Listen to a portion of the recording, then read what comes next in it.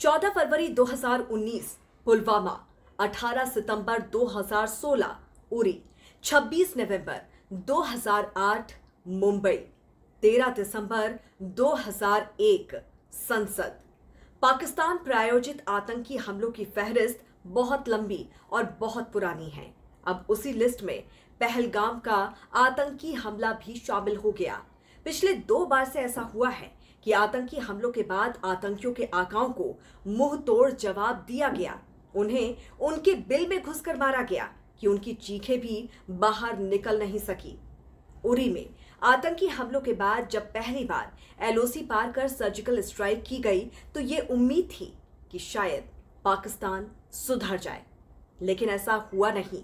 ऐसा मुल्क जो महंगाई की मौत मर रहा है, ऐसा मुल्क जो भूखमरी का शिकार है, ऐसा मुल्क जो आतंकियों की पनाहगाह है, ऐसा मुल्क जिसका दुनिया में एक तरह से बहिष्कार ही चल रहा है, ऐसा मुल्क जिसकी बिजनेस रेटिंग खत्म है, ऐसा मुल्क जिसकी क्रेडिट रेटिंग 0 है, ऐसा मुल्क जिसकी अपनी क्रेडिबिलिटी यानी कि विश्वसनीयता 0 है, ऐसा मुल्क जिसको वर्ल्ड बैंक पैसे उधार नहीं देता, ऐसा मुल्क जिसे चीन जैसा देश भी लोन देकर पछता रहा है। पाकिस्तान पीओके के बाद बचे हुए कश्मीर का सपना देख रहा है। उसी कश्मीर को हासिल करने के लिए वहां का आर्मी चीफ असीम मुनीर जहर उगलने का काम कर रहा है।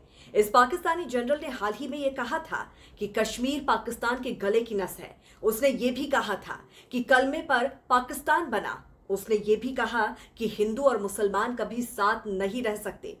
इसी के बयान के बाद अब जब पहलगाम में हमला हुआ तो हिंदुओं का नाम पूछ पूछ कर नरसंहार किया गया। कल तक तो कहा करते थे कि आतंकवाद का कोई धर्म नहीं होता, और इस बार आतंकियों ने नाम और धर्म पूछ पूछ कर मार डाला। सवाल उठता है कि वो लोग कहाँ हैं जो कहते हैं कि आतंकियों का कोई मजहब नहीं होता। साफ है, इस दोहरे रवैये, दोगलेपन से और दशकों से चले आ रहे झूठ से पहलगांव की आतंकी घटना ने पर्दा उठा दिया है। लेकिन अफसोसनाक ये है कि आतंकी हमले में 28 लोगों की मौत हो गई, कई लोग घायल हुए।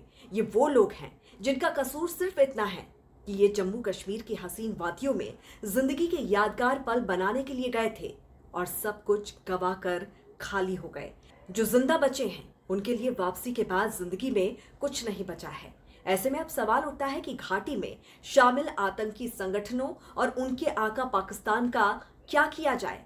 वक्त आ गया है कि पाकिस्तान को अब ऐसा दर्द दिया जाए जो उसकी पीढ़ियां ताउम्र याद रखें, क्योंकि अभी नहीं तो कभी नहीं। अब वक्त परमाणु बम की वजह से ब्लैकमेल होने का नहीं रहा। परमाणु ताकत अगर पाकिस्तान है तो भारत भी है। अब आर पार होना इसलिए जरूरी है क्योंकि भारत के सॉफ्ट रुख की वजह से बांग्लादेश जैसे देश भी आंख दिखाने लगे हैं। भारत के पूर्व सीडीएस जनरल रावत ने एक बार फिर कहा था कि भारत 2.5 मोर्चों पर जंग लड़ने के लिए तैयार है। तो अब वक्त आ गया है और अब भारत पहले वाला भारत नहीं रहा। भारत की ब्रह्मोस मिसाइल का दुनिया में डंका बज रहा है। भारतीय वायुसेना, जल सेना और थल सेना ताकतवर सेना में शुमार करती है। ऐसे में पाकिस्तान को सबक सिखाने का वक्त आ चुका है।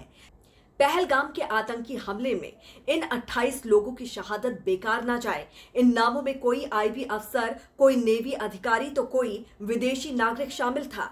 बेगुनाह लोगों की हत्या करने वाले सिर्फ 3 से 5 आतंकी नहीं हो सकते। इसके पीछे पूरे एक मुल्क की साजिश है और अब उस पर प्रचंड प्रहार की जरूरत है। देश भर में गुस्सा बढ़ता जा रहा है। जम्मू कश्मीर में विरोध प्रदर्शन हो रहे हैं। लोग बालाकोट और उरी जैसी कार्रवाई की मांग कर रहे हैं।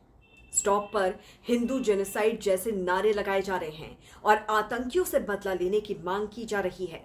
इस हमले में भारतीय नौसेना के लेफ्टिनेंट विनय नरवाल और खुफिया ब्यूरो के एक सेक्शन अधिकारी मनीष रंजन की जान चली गई। लेफ्टिनेंट विनय नरवाल केरल के कोच्चि में तैनात थे। वो हनीमून मनाने वहां गए थे।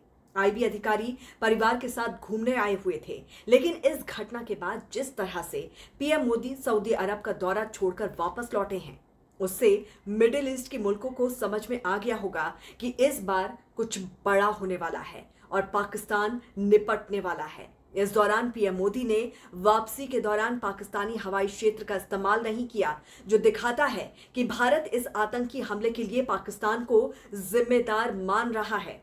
पीएम मोदी साफ कर चुके हैं कि दोषियों को बख्शा नहीं जाएगा। तो वहीं केंद्रीय गृह मंत्री अमित शाह सबसे पहले श्रीनगर पहुंचे, जहां उन्होंने सिक्योरिटी फोर्सेस के साथ बैठक की और फिर उसके बाद वो पहलगाम उस जगह पहुंचे जहां आतंकी हमला हुआ था। वहीं अमेरिका के राष्ट्रपति डोनाल्ड ट्रंप ने पहलगाम में हुए आतंकवादी हमले की निंदा करते हुए कहा कि मुश्किल समय में हम भारत के साथ हैं। तो वहीं प्रधानमंत्री नरेंद्र मोदी और सऊदी क्राउन प्रिंस मोहम्मद बिन सलमान के बीच पहलगाम में हुए आतंकवादी हमले को लेकर बातचीत हुई। पहलगाम में हुए आतंकी हमले की जिम्मेदारी द रेसिस्टेंस फ्रंट ने ली है, जिसे पाकिस्तान समर्थित लश्कर-ए तैयबा का प्रॉक्सी संगठन माना जाता है। इस पर आपकी क्या राय है, जरूर बताइए। जुड़े रहिए राष्ट्रीय हिट टीवी के साथ। नमस्कार।